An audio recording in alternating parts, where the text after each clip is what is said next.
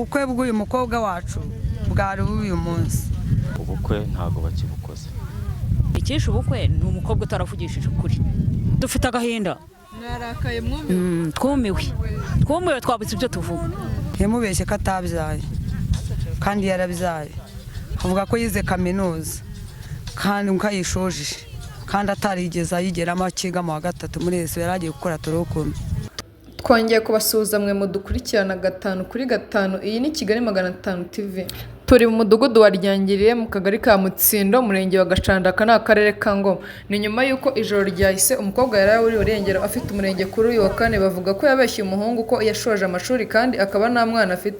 Mu gihe bimenyekanye ko afite umwana w'imyaka 14 kandi akaba yiga mu wa gatatu secondaire, umuhungu kubyihanganira byamunaniye neza ubukwe dore uri kubwapfuye. Abaturage nabo mu gahinda kenshi uti biratubabaje, ntago twari tubyiteguye gutya, twari tuzi ko uyu munsi ari umunsi wo kunywa umutobe, none uyu mukobwa buri urengero kandi twari twatanze inkwererano, twari tuzi ko ibintu biri buze kuba bishyushye. Itega amatwi umve kuntu bababaye. Dufite agahinda. Narakaye mwumiwe. Twumiwe twabitse ibyo tuvuga. Nyine twari twiteguye uyu munsi ubukwe, none twumvisha inkuru y'incamugongo ngo nta buhari kandi twaritanze ntabwo tutagize ibintu byose. Nta gahinda, turi mu gahinda, twumiwe pe. Ikisha ubukwe ni umukobwa utaravugishije ukuri. Abesha umusore ngo ntiyabyaye kandi yarabyaye, umwana arahari pe. Ubundi aravuga ngarangije kaminuza kandi ari mu wa gatatu muri Yesu. None rero umuhungu ngo yaramuhamagaye aramuhakanira ati ntago bikibaye. Umukobwa afata igikapu cye wa kabiri aragenda, n'ubu ntituramubona. Yaburi burengero.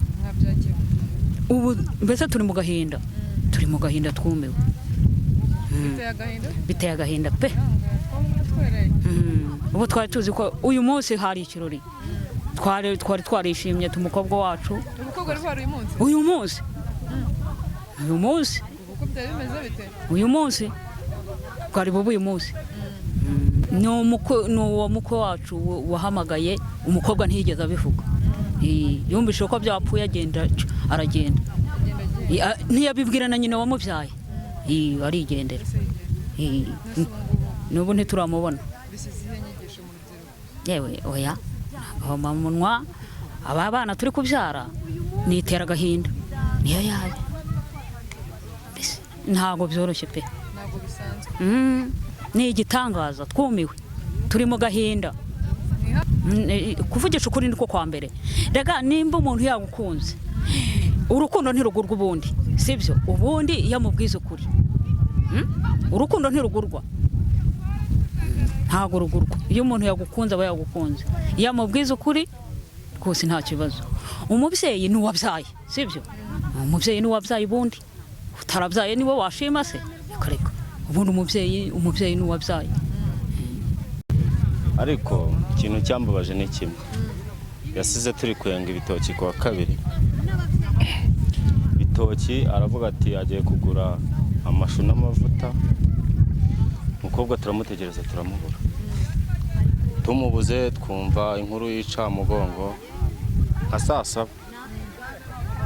Ati umuhungu arahamagaye ati ubukwe ntago bakibukoze. Bakabiri bamanase kumbwira imyiteguro y'ubukwe ko yarangiye, mbese igisigaye ari kujya kuzana ibyo tuzakoresha uyu munsi. Ubwo rero nageze hano saa 6, nsanga umukobwa yagiye kuzana, bambwira ko yagiye kuzana ikanzu yadodesheje k'uwo mudamu w'ikibungo. Turicara turategereza nyine, tuzi yuko bavuga ko aranyura n'ahandi kuzana ibyo guteka iyo ruguru ku busantere ku muhanda. Ubwo abandi bari barimo kwenga nta kibazo. Cyari gisigaye kwari ugucya kwa gatatu ejo bashaka ibindi bintu bazakiriza abashyitsi. Ubwo rero uwo wari uzaza gusaba uzaza gusaba akavuga ijambo, ari we umuhamagaye akamubwira ko ngo byapfuye, ngo umuhungu ari we wabyanze. Amubaza icyo bapfuye, aramusobanurira ati ngo umuhungu we yamubwiye ngo umukobwa yaramubeshye. ngo rero bakomeza gukurikirana amakuru y'ibyo aba yaramubeshye. Aba baravuze ati yamubeshye ngo yarize ngo ararangiza, mbese ngo nibyo babeshyanyije nyine by'amashuri. Abandi batese amashuri niyo yatuma ubukwe bupfa cyangwa hari ibindi bapfa. Uwo muntu wari uraza gusaba ati nibyo umusore yambwiye, nuko ahita afunga telefone. Kugeza saa hizi ngeze ntabwo turamenya ngo aherereye aho. Dufite agahinda ubu nkanjye w'umuturanyi ndaryama sinsinzira kubera umuturanyi wanjye ndamubuze. Abahungu turabeshya, bahungu turabeshya ntituvugisha ukuri. Yaza kumubwiza ukuri nawe ntago aba tumubuze gutyo. Kumubwiza ukuri yuko nibura atamushaka akamubwira kare, ntiyitegura ibyo bintu byose ngo abizane, iyo mitobe ngo ayizane, abantu bose ngo bazane intwererano. Nyine ari kubara yuko yatwaye hafi 200,000 by'intwererano. Umusore yaba ari uko atamushakaga cyangwa nuko wenda barasanze yaramubeshye ibyo bintu? Yasanze yaramubeshye ibyo bintu. Nese ko mukuvuga ko umusore ashobora kuba ataramushakaga? Ntago tubizi. Ese abataramushaka yagenda akamara icyumweru akabayo. Umukobwa aragendaga akamara? Nge ndi umuturanyi we yagendaga akamara y'icyumweru babana, gafata imyaka akajyana, kamera nk'umugore n'umugabo n'ubundi icyumweru kigashira akagaruka. Umusore yabaga hano kuri Regazere muri Ngoma. Niho atubwiraga ko ariho atuye hano impande ya polisi nyine kuri amashuri kuri Regazere. Niho atubwiraga ko ari hacumbitse. Agatwaraho ibintu ibyo kurya, yewe yigeze no kuza inaha ngaha bakurana imyumbati. Tubona koko ni umukwe wacu nta kibazo, nuko turamwizera, ariko ntibavugishije ukuri, twese baratubeshya. Ikibazo kiri ku musore. Umusore niwe umwanze kandi umukobwa aramukunda. Nicyo kibazo dufite. Yuko yaba yagiye kwiyahura. Umuntu urangije se iyo bagiye kwa kabiri, n'umunsi turi kwa kane. Umuntu urangije iminsi 3 mu gasozi ntiwamenya yuko akiriho. Yajya kureba uwo muhungu we twabajije uwo mugabo wari kumubera papa we. Turamubaza ati se umuhungu telefone wiriho? Twe banze yuko kutubwiza ukuri yuko telefone y'umuhungu iriho. Ibyo nabyo babigize ibanga. Iby'umusore n'umukobwa. Jewe nicyo navuga nuko twategereje umusore kwe buba tukaheba.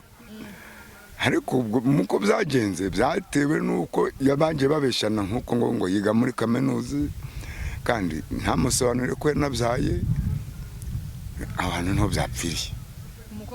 Tuganira na mama w'uyu mukobwa mu gahinda kenshi ndetse n'umubabaro, atubwira ko atigeze babazwa nuko ubukwe bwapfuye, ahubwo yabajwe nuko umukobwa we yaburiwe irengero, kandi akaba atekereza ko yananiwe kwiyakira agahitamo umwanzuro wo kujya kwiyahura. Ndetse mu gahinda kenshi avuga ko biri buze kujya mu buyobozi umwana we akaboneka. Natwe niko dukeka. Turukeka ko yaba yariyahuye. Niyo se yagira agahinda nkako, yarasezeranye n'umusore gusezerana mu murenge baraza no gusaba akagenda, urukundo rufite umutekano mu mutwe. Nta mutekano mufite? Ntawo afite nawe. Mwebwe se? Natwe ntawo kubera ko namubuze. Nyine bitangiye mu bitangiye. None se mwigeze wamagana mubimenyesha ubuyobozi? Nagiye gushaka chef w'umudugudu ejo. Nabonye yaraye.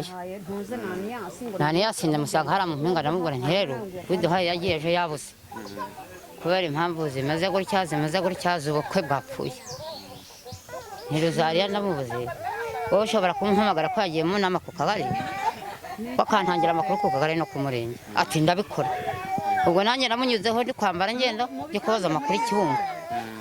Aho dedeje imyenda. Uri kwiyumva ute wowe nk'umubyeyi? Yewe se nore se nabyakirana. Njye ndihangana. Washobewe? Nashobewe. Nyaburabure ubu gihe cye kizaba kigeze. Nana nkubwira ngo wiyakiriye? Niyakiriye. Ako muraraza kuboneka buri. Birashoboka. Imana nibijyamo. Mukanatekereza ko ashobora kuba yagiye kwiyahura? Birashoboka. Mwese abantu birashoboka ibiki? Birashoboka. Kankuba ari ukuntu byashoboka. Abantu ntabwo duhuza intuza umutima umwe, sibyo? Haragira uburakari yaba yagwanye n'umuntu akaba yashaka kumwica.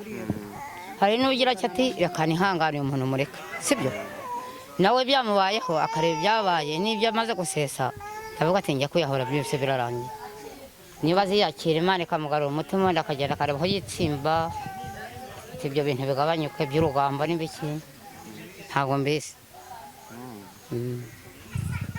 yitwaye duhaye Sandrine yagiye kwa kabiri saa yine twabimenye kwa yaragiye icyatumye tubimenya ko yabibuze yaragiye yavuga ko aragaruka kuwa gatatu araja kwisokoresha bagasezerana umunsi kuwa kane aragenda burira amakuru atangira kuvuga ku mugoroba nka saa 9 bavuga ko ubukwe bwapfuye bavuga ko bwishwe n'iki bamwe n'abantu baza bambwira bavuze ko bwishwe kuko yaramubeshye ninde wabeshye undi umukobwa yabeshye umuhungu bigaga kaminuza umuhungu nawe araporopoza asanga yiga 3 afite 3 yisumbuye iby'umwana byo n'umusore yaje kudusura hano mu rugo umwana aramubona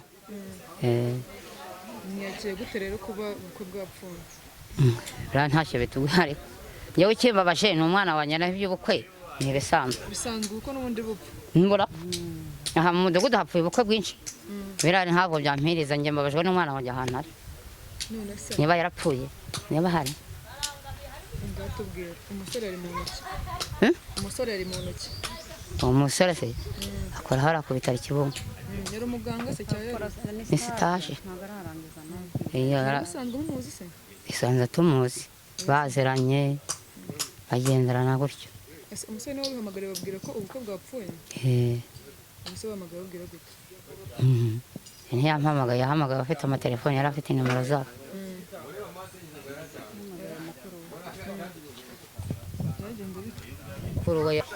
kuri telefone ya mukuru w'uyu tubwira ko ubukwe bwapfuye yaratubwiye ngo umusore bavuganye kuko ubukwe bwapfuye ati iyo mimenya ntabwo bandaye ubwo ni ibyo nyine yamubwiye wenda by'amashuri none ukaba mwafashe umwanzuro ujye kubura ko umwana wanyu ese ubuyobozi bwaba bufite icyo bubiziho umuyobozi ngewe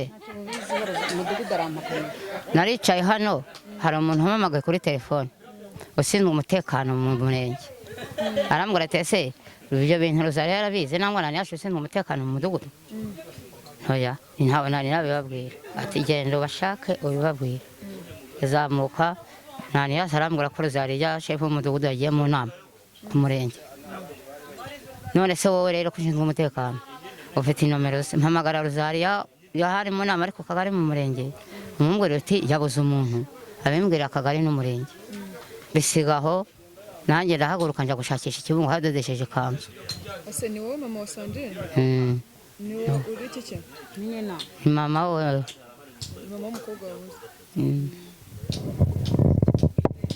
njye twabanye ndi Mukashema Josiane Kigali 500 TV mu karere ka Ngoma.